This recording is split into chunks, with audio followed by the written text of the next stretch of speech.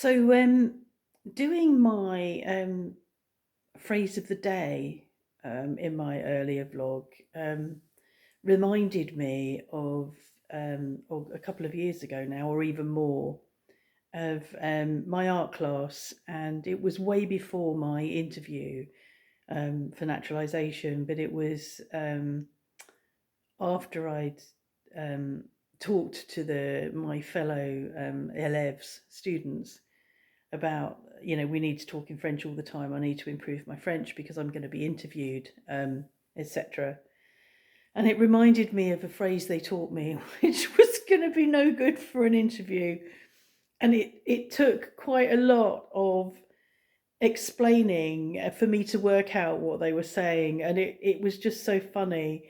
And I'm going to have to read it off my phone. So I spoke to my friend Dine earlier and asked her to write it for me so I could say it to you correctly. And I think when I wrote to her, first of all, and said, because I haven't spoken to her for a few days, I've not been to art because we've stopped going to art, and said to her, will you explain to me, write this for me so that I can get it correct? And she, I think she was a bit shocked because she didn't really understand why I wanted it. So the phrase is I can't find the thing. It's something about having a rendezvous. Que je let la partie de jambes en l'air. A rendezvous, to have my legs in the air. And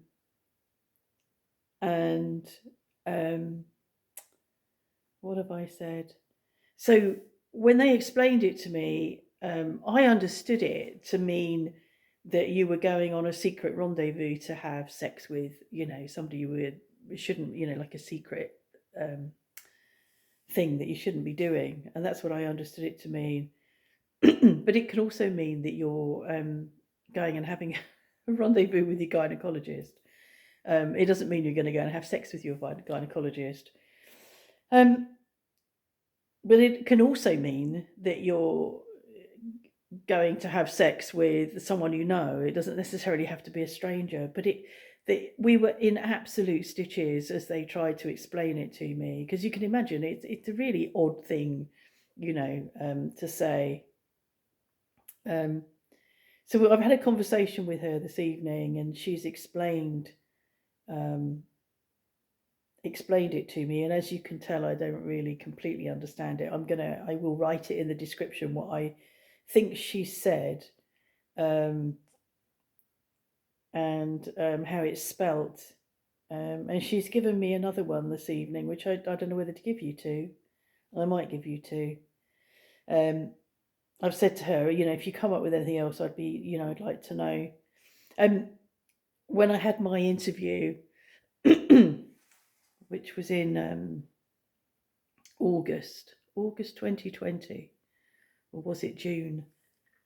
I can't remember. It might have been June 2020. I can remember saying to the lovely woman that interviewed me that I'd learned quite a lot of French from my friends in the art class, but not all of it was suitable for this situation.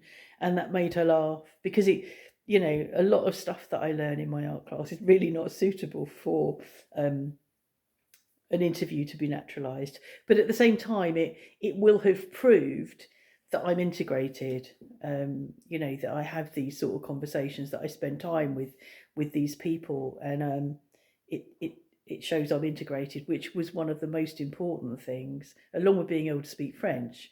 One of the most important things is to show that you're integrated and that you're not just mixing with English people, in the expat bubble. And I'm certainly not in that. So yeah, I will tell you the other one, and then I hope that she'll come up with some more, because otherwise my idea of a phrase per vlog is going to be stuffed, isn't it? She said to me, another one is c'est cacato. And she said it means complicated situation, but if you translate it, because caca is poo, it's poo. Um, so it's, it's poo, it's shit. Um, and I put it into the translator and it's come up with pain in the ass, or pain in the arse, as we say in English. Pain in the ass is the American version of that, which quite shocked her. Because yeah, that shocked her. Um, so yeah, that's two. You're lucky. That's two phrases in this vlog. Um, so it's been quite fun having this conversation, and I really like learning these odd sayings, because you're not going to find them in a phrase book. You're not going to be taught them. You're not going to be taught them in a language class. You're only going to learn them in vivo, in amongst your friends in France, and that's what I really like about it. So I've had a rather large amount of brandy, and I don't drink as a rule, but I was in so much pain earlier that I was really very unhappy, and went and had a cry, and I couldn't remember what painkillers I'd taken, so I couldn't take any others, because I didn't realise, didn't know, what have I taken? Have I taken this? Have I taken that? When did I, and there's been now long enough that it doesn't really matter. I can take one or the other, and I'll wait till I go to bed. But I was really, really in pain, and went and had a cry, and got poured the rest of the bottle of brandy that was out here, which was like a triple, which I complained about, because I, as I say, I don't really drink.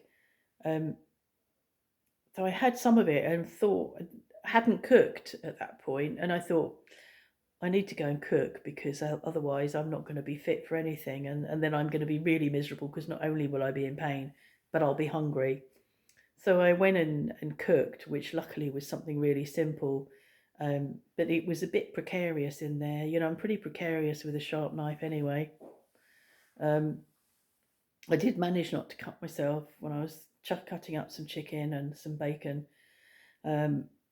And it was really nice, actually. We had a really nice dinner, and then afterwards I had finished off the brandy, so the pain level has dropped considerably, because Mark insisted it's anaesthetic, which of course it is, but it's not something I go to. I'm not really into drinking to anaesthetise myself, and I know a lot of people are, but I chose several years ago to not be going to alcohol to solve problems.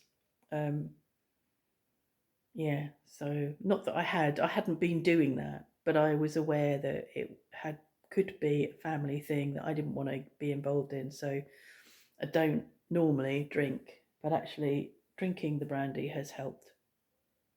So there we are. You've had two phrases, and I'll write them out, and I think it's going to be quite nice. I hope that Dean comes up with some more for me. I'm going to have to go searching now, aren't I, just in case she doesn't, or perhaps I'll tap into my other friends and ask them.